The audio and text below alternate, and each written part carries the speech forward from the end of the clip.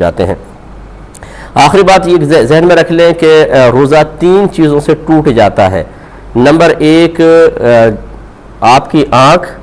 ناک اور منہ کے ذریعے کوئی چیز داخل بدن ہو جائے تو روزہ ٹوٹ جائے گا۔ لہذا اگر آپ نے آنکھوں میں ڈراپ ڈالے یا ناک میں ڈراپ ڈالے اور وہ چلے گئے اندر، اس طرح منہ سے کوئی چیز آپ نے کھائی تو آپ کو روزہ ٹوٹ جائے گا۔ باقی کانوں میں اگر آپ کان کا پردہ اگر آپ کا سلامت ہے تو چاہے آپ پانی ڈالیں، تیل ڈالیں، دوا ڈالیں، روزہ نہیں جائے گا۔ اگرچہ ہماری قدیم جو فقہ کی کتابیں ہیں ان میں یہی لکھا ہے کہ کان میں دوا ڈالیں گے روزہ ٹوٹ جائے گا، آنکھ میں دوا ڈالیں گے روزہ نہیں ٹوٹے گا۔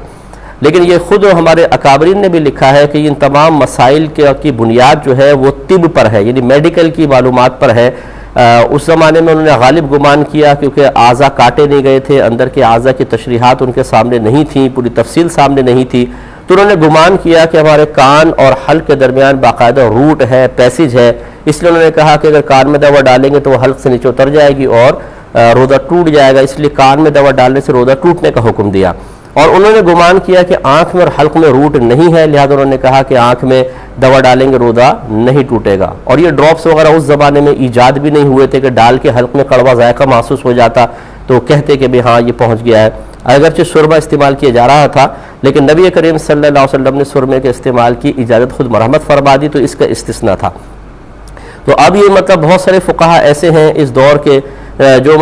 اگر ہم یہ کہتے ہیں کہ کان میں دوا ڈالنے سے روزہ نہیں ٹوٹتا، کہتے ہیں کہ ہمارے بزرگوں نے لکھا ہے، یہ نئے نئے آ گئے ہیں اپنے مسئلے لے کر۔ ارے بھائی ذرا تھوڑا سا سمجھداری کے ساتھ فیصلہ کیجئے۔ اصل میں ان چیزوں کی بنیاد کوئی علم دین کی کثرت نہیں ہوتی ہے، بلکہ اس کی تو بنیاد ہی اعضاء کی تشریحات پر ہے کہ اگر اعضاء کی تشریحات سامنے ان بزرگوں کی بھی ہوتی وہ یہی حکم دیتے کہ کان میں دوا ڈالے روزہ نہیں جائے گا، ناک میں آنکھ میں ڈالیں گے تو ٹوٹ جائے گا۔ چنانچہ آپ کو کھا لے پی لے، ناک میں کوئی ڈراپ ڈالے، آنکھ میں ڈالے، اسی طرح مسئلہ آپ کو بتایا تھا کہ دمہ کسی کو ہے، اس نے پمپ وغیرہ لے لیا، اس سے لکوڈ دوا اندر پہنچ جاتی ہے، روزہ ٹوٹ جائے گا۔ اور چونکہ ہم نے ان کے ساتھ مقید کر دیا لہٰذا اب انجیکشن کے اندر اور ڈرپ میں علماء کا اختلاف ہے۔ بعض کہتے ہیں کہ کسی بھی طریقے سے کوئی دوا یا غذا اندر پہنچے روزہ ٹوٹ جائے گا کیونکہ اس سے توانائی تقویت حاصل ہوتی ہے، بدن کو اصلاح حاصل ہوتی ہے، روزہ ٹوٹنا چاہیے۔ لیکن جو علماء ظاہر حدیثوں کا اعتبار کر کے نتیجہ یہی نکالتے ہیں کہ آنکھ، ناک یا منہ کے ذریعے کوئی شے داخل بدن ہو تبھی روزہ ٹوٹتا ہے، رگوں کے ذریعے، شریانوں کے ذریعے کچھ چیز اندر پہنچ جائے روزہ نہیں جانا چاہیے، وہ انجیکشن لگانے کی اجازت مرحمت فرماتے ہیں، وہ ڈرپ کو بھی منع نہیں کرتے ہیں۔ اگر آپ مجھ سے پوچھیں کہ ہماری رائے کیا ہے تو ہماری رائے یہ ہے کہ اگر کوئی شخص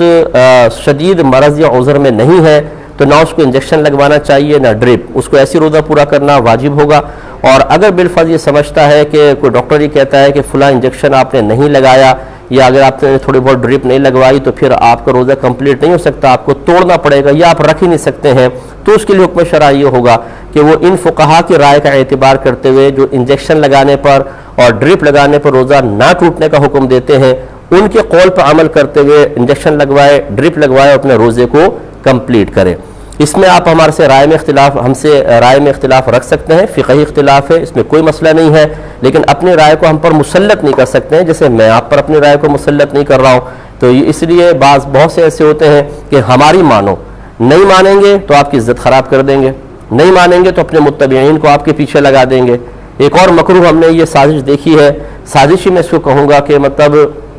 بعض اوقات خود آتا جاتا کچھ بھی نہیں ہے، میں انہی کے بارے میں کہہ رہا ہوں جن کو آتا جاتا نہیں، اور وہ پھر جو صحیح علماء ہوتے ہیں ان پہ تنقیدات کرتے ہوئے نظر آتے ہیں، اور اگر وہ نہیں مانتے مثال کے طور پہ تو انہیں فوراً اکابرین کے مقابل کھڑا کر دیتے، دیکھیں فلاں بزرگ نے لکھا ہے اور یہ کہہ رہے ہیں۔ ارے بھائی فلاں بزرگ نے لکھا ہے یہ کہہ رہے ہیں تو یہ کیا غلط کہہ رہے ہیں یا صحیح کہہ رہے ہیں، یہ کون فیصلہ کرے گا؟ بزرگوں کی فقہی مسائل میں مخالفت ہمیشہ بری نہیں ہوتی ہے۔ یہ کس نے کہہ دیا آپ کو؟ امام اعظم کے شاگردوں نے بارہا امام اعظم کی مخالفت کی ہے فقہی مسائل میں، اور کوئی ان کو برا بھلا نہیں کہتا بلکہ ہر ایک تعریف کرتا ہے۔ یہ نیا ایک گروپ ہے ایسا کہ جو کہتے ہیں کہ ہماری مانو یا فلاں کی مانو، نہیں مانیں گے تو پھر ہم آپ کی عزت خراب کر دیں گے۔ بالکل غلط رویہ ہے اور اس طرح شریعت اس کو بالکل لائک نہیں کرتی، پسند نہیں کرتی، ایسا نہیں کرنا چاہیے۔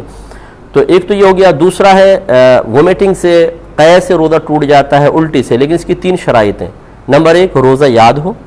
نمبر 2 جان بوجھ کر اس کے لیے کوئی عمل اختیار کیا گیا ہو،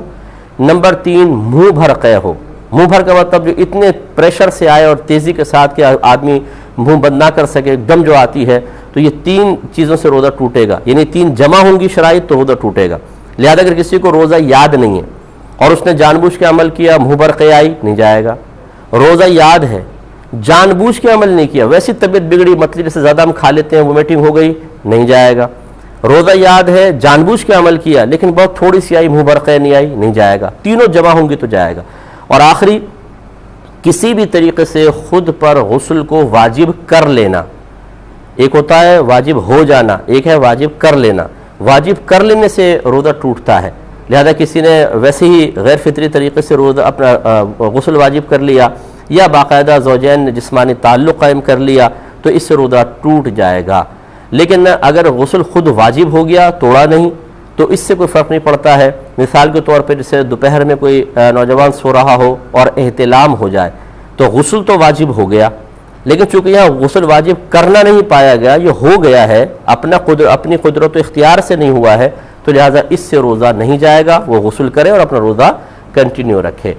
حالت روزہ میں غرغرہ نہ کریں، ناک میں پانی نہ چڑھائیں، ورنہ روزہ ٹوٹنے کا اندیشہ ہوتا ہے۔ کسی پر غسل واجب بھی ہو جائے تو وہ صرف کلی کر لے، غرغرہ نہ کرے، اور تھوڑا سا ناک میں جہاں احتیاطاً جہاں تک پانی وہ چڑھا سکے کہ دماغ کو نہ چڑھے وہاں تک پانی اوپر لے لے، باقی سانس کے ذریعے اوپر کھینچ کے نہ لے کر جائے، شریعت نے اس کی اجازت دی ہے۔ جوابات کی طرف آتے ہیں۔ کل کے